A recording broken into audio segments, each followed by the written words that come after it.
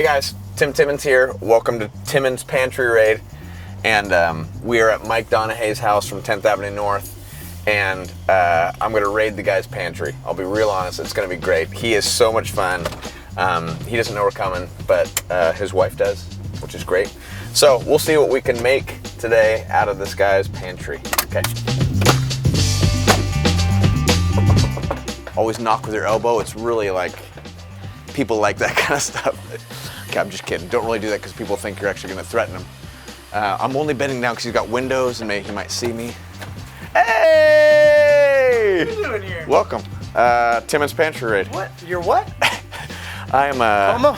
¿Cómo say what? Everybody welcome Mike Donehey from 10th Avenue North. And you are about to be pantry raided by Sir Timmons. Okay. So we're gonna make this happen. Bring it. Welcome to K-Love TV. Oh, okay. What's up? Here we Let's go. go. Yeah, Come take me to your to your thing, to your pantry. Yeah. All right. This is my kitchen. I love it. Feel free to explore the space. Well, I will raid your kitchen. What is this entail? Timmons Pantry Raid. Here's the Yeah. deal. Timmons Pantry Raid is I like to go through people's kitchens and cook something out of what they have. Because at the end of the week, we always say, I don't have enough food.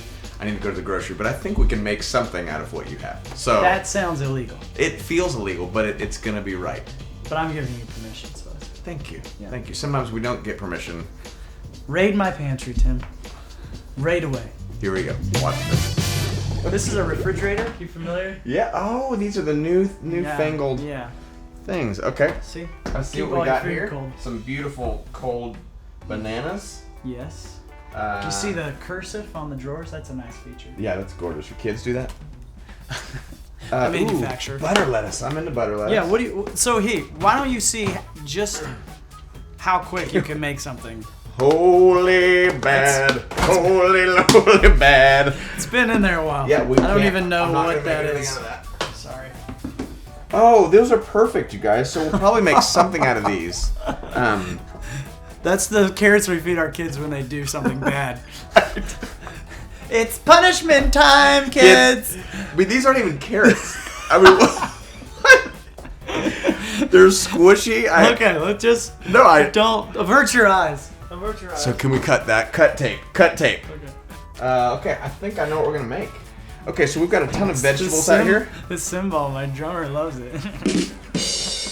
So part of the deal with Mike is that his jokes sometimes, like he's got a lot of kids. You I- got a lot of kids. How many kids do you have? I have 3. Okay. I've said as your age goes up, that's the percentage of pun jokes you begin using. Have you ever noticed a 90-year-old man? It's all puns. Yeah, pun all day. I mean, what's the pun in that? Right.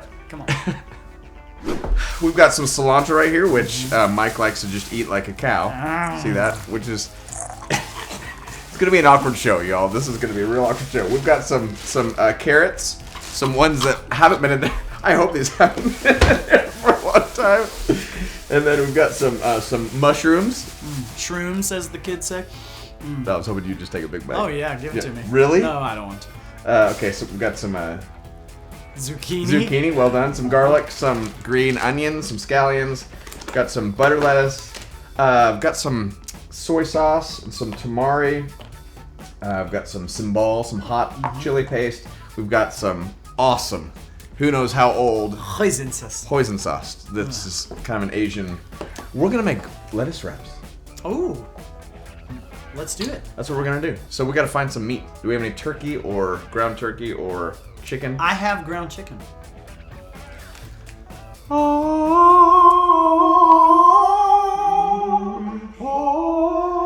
That's a song I wrote years ago. You're gonna have to pay for the copyright on that. It's just right through here, and the light real pantry, is on. right? Look at the pantry. Okay. So you want crunchy. Peanut butter. Go. No. Crunchy peanut butter. Chocolate pretzel. Flaxseed. Flaxseed. Get the flaxseed out. Pull that out, please. Sure, absolutely. Yes. Water chestnuts. Beautiful. Okay, welcome back to Timmons Pantry Raid with Mike D from 10th Avenue North. And I've raided his pantry, and it's a great pantry. So we're actually gonna make lettuce wraps today. Chicken lettuce wraps. They're gonna Chicken. be chicken lettuce wraps. Chicken pollo. See, that means yes in Spanish. So here's what we're gonna do. I'm gonna explain just some of these things, and when I point to one, would you just tell people what it is? Okay. Ready. All right. So we've got our chicken right here, ground chicken, which we're gonna use. We've got Olive. No, that's not Onion. It's an onion. It's a red onion, which will be wonderful. We've got a little bit of ginger. Zucchini. and zucchini. These are all gonna go in. Pepper. Wow, yellow pepper, any pepper that you want. You don't need to put pepper in. I just like finding a bunch of vegetables because my whole goal is how do I eat vegetables because I don't like them. The harder thing is how do you get your kids to eat vegetables? Hide them. That's a whole nother episode. Right, totally. That's a different episode. Hide them around the house. Yeah, Like, yeah. I've had broccoli. So we've got some garlic. I've got 4 cloves going right here, which 3 might be just enough. This is a clove. There's a clove of garlic, which we will bust and eat. We've got some sesame seeds right here that were black and white, which are wonderful, which will be fun. We've got some. Speaks to the culture. These are called Speaks to the Culture. These are green Green onions, onion or scallions, if you will. We've got some cilantro, shrooms, mushrooms, anything will work. Actually, cremini or the shiitake are really great too. We've got some butter lettuce right here. We've got, we've got some water chestnuts, which you might have to go to the store to buy, but I didn't, which is wonderful. And keep the lid because you want to drain the water with the lid. Then we've got some carrots. Not to be confused with these carrots, okay? These are the Hobbit carrots. No. Okay, so would you remove these? Just kind of like place them off to the side, and we're gonna start chopping, and we're gonna have some fun. Who are your heroes? My heroes? Yeah. I got a lot. One that comes to mind instantly is actually my middle school principal, Randy Brunk. Okay, where'd you grow up? I grew up in Virginia. Okay. And my 7th grade year, I went to the principal's office 42 times. Get out. I'm not kidding. And every time, Randy Brunk pulled me in his office, and he was one of those guys who actually believed you were better than that. He kind of had that way, and he talked to you like an adult. And I remember the most... 47 times. 42. 42. Sorry, I had it. The most classical example of Randy Brunk philosophy was he caught me... I was stealing a candy bar out of the vending machine. You know how...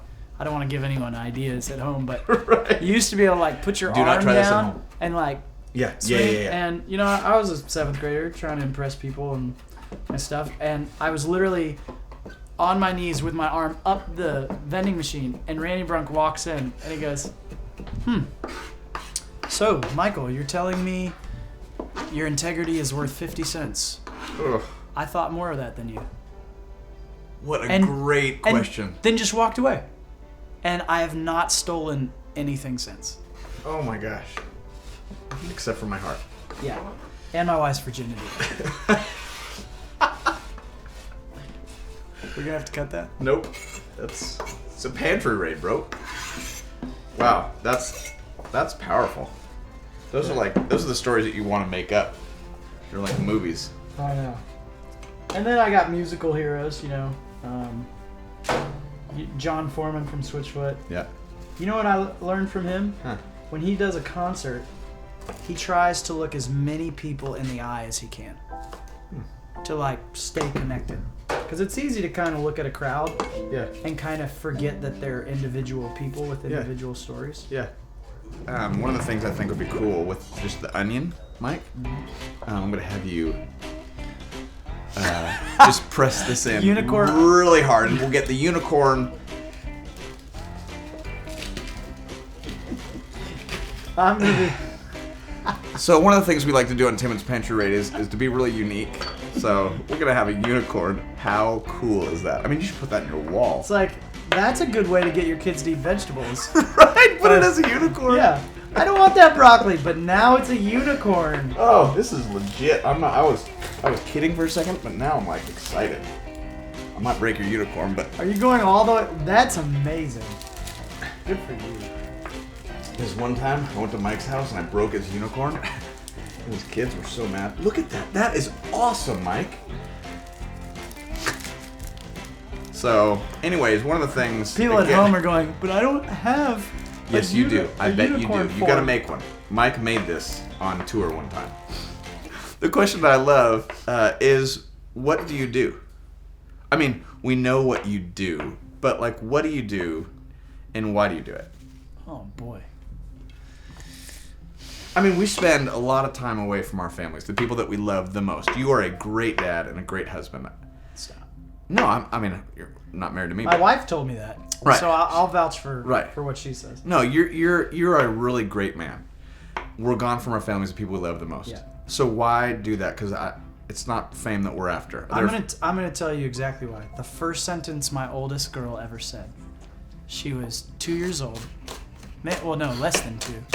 First full sentence she ever said to me. No, she said, because whenever I leave, and even to this day, whenever I leave, I set the kids down. And I say, Daddy's leaving for a little bit. I'm gonna be gone this many days. When I come home, I'll be home this many days. Yeah. To help them kind of get their heads around it. Right. And maybe the first time I ever did that with her, I said, I don't even know if she understands what I'm saying, right? And I go, Daddy's got to leave. And she goes, are you going to go sing songs about Jesus to the people? That was her first sentence. And I was just like, yeah, but no, I'm staying home with you now, you know? And the reason we do what we do is, we started as a worship band in high school, and I only started playing guitar my senior year of high school when I got in a car accident. Did you know that? Yeah. I broke my back in 2 places. I broke my head. I actually got the scar. You see that? Had 96 stitches. My ear was dangling off. It's pretty awesome. And kind of looked like this mushroom that I'm Right, getting. which you're doing a great job. Yeah, thank you. And I got a guitar just to pass the time in the hospital because I was laying on my back for several months. And when I got to college, I just met a bunch of kids who liked to sit around and worship Jesus. And once I experienced his presence, it really ruined me for anything else. And so I just kept saying, how can I keep worshiping God and experiencing this? And someone let me get up in front of a bunch of kids at a high school group at a church, and I started working at that church, ended up working there for 7 years. And then after a while, what I noticed was we would do camps and we would lead worship at this high school group, and we noticed like we could get all the kids into a frenzy, right? We could get them emotional, and we could, they'd be foaming at the mouth, biting each other. We're like, yes, the Spirit is here. Yeah. But then we would ask those same kids, okay, explain to me the gospel. And they'd be like, haters gonna hate. Shake it off. Yeah, that's a cool place. Right. And we're like, no. And so then I started saying to myself, what if we could write worship songs for these kids that help them understand the gospel too? And so the first song I wrote with that in mind was a song called Love Is Here. And that really changed the game for me of what, whoa, man, I don't have to just try to get these kids into an emotional response with God. We could actually have an emotional moment and understand something better. It's kind of like, what's producing your emotion, the kick drum or the Spirit of God? And there's, you're kind of always trying to figure that out. So that's why I do what I do. Yeah. Hopefully getting people to understand the gospel better. Okay, so now we're going to saute the vegetables. Check to see if it's hot enough. You definitely want it warm enough. And then we're going to put about a teaspoon of oil in there. I love to use the sesame seed oil. And then I'm going to put the garlic in just for a little bit right beforehand and let it kind of just saute for a second. And then I'm going to put the red onion in and let that saute for just, I don't know, about 30 seconds, and then I'll put the rest of it. My goal with these meals is to actually put as many vegetables in as I possibly can for myself and for my family. Buddy, would you take this? Yes. Take that. And when this is about done, which it's about done, so you just want no more pink. A little pink, okay. We're going to put that in the bowl. I love to You just dice that up, make it in real small. You want little bits, because you're going to put them in little cups. Little bits. Little bits. Little bits. What do you hope your kids say about you? Wow. Yeah, Speaking of little bits. little bits.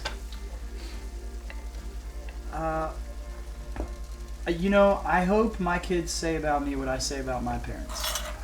And that is the thing that kills me when I talk to parents is when they have this like exact plan for their kids. And their kids feel suffocated and they feel like I just have to do what my parents want me to do. Yeah. And my parents were like, "Oh, you want to be a theater major? Go for it. Right. Oh, Right. you want to do music? An even more stable career? Go for it." Right. And I hope my parents just say, That's great freedom. he loved me and he said, "Go for it." We haven't done this together, but I've heard that you're amazing at impressions. I mean, So, what's your favorite impression? this depends on who you talk to. Right. Well, I do like the Smeagol. You know, Right. do not curse it. Give it to us raw and regular. Yeah. That's always a good time. No, it feels right. Freaks out people's children. Right. You know. Right. Which is nice as a dad. I want you to leave and never come back. What did you say? Leave now and never come back. No, that's just weird. Yeah. It's just weird. No, it got weird. Okay. So when we're putting these together, I'll use mine. you just do your own. I'm gonna do my own. I just kind of get two on here, and you just kind of put it right there. A little cup. That means a cup in Spanish. And they're real kind of pretty. And Mike, would you just put a little garnish? A little extra sauce. Butter lettuce is great because it kind of holds the whole thing together, which I love. At this point, you can put whatever you want in it. If you want more sambal or more hot in there, well, do it. Or a little more soy sauce or whatever you need just to taste. Some fireballs. Some fireballs, just like those old candy pieces. Yeah. So, okay. So, here we go.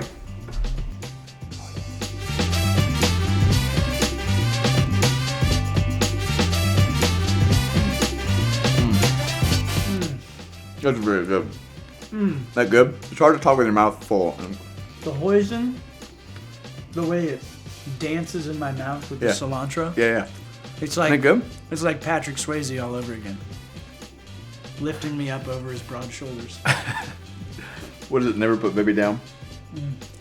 Don't put baby in a corner. Don't put baby in a corner. Just like Patrick would say. This, that should almost be what this thing's called. Don't put baby in a corner lettuce wraps. Amen.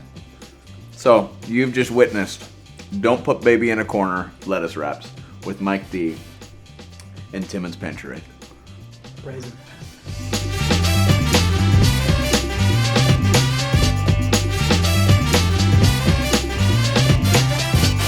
So there you have it. There was Timmons Pantry Raid with Mike Donehey from 10th Avenue North. And we made... Don't put baby in a corner chicken lettuce wraps. Boom. Right there. So that's what we made, and we also made a friend. I feel like we made a friend. I mean, I think we're closer, and I think we made another friend. Thank you, Stardust. Thank you, Stardust. So God bless America, God bless Neil Diamond, God bless Mike D, and God bless you. And thanks, KLF TV. Peace.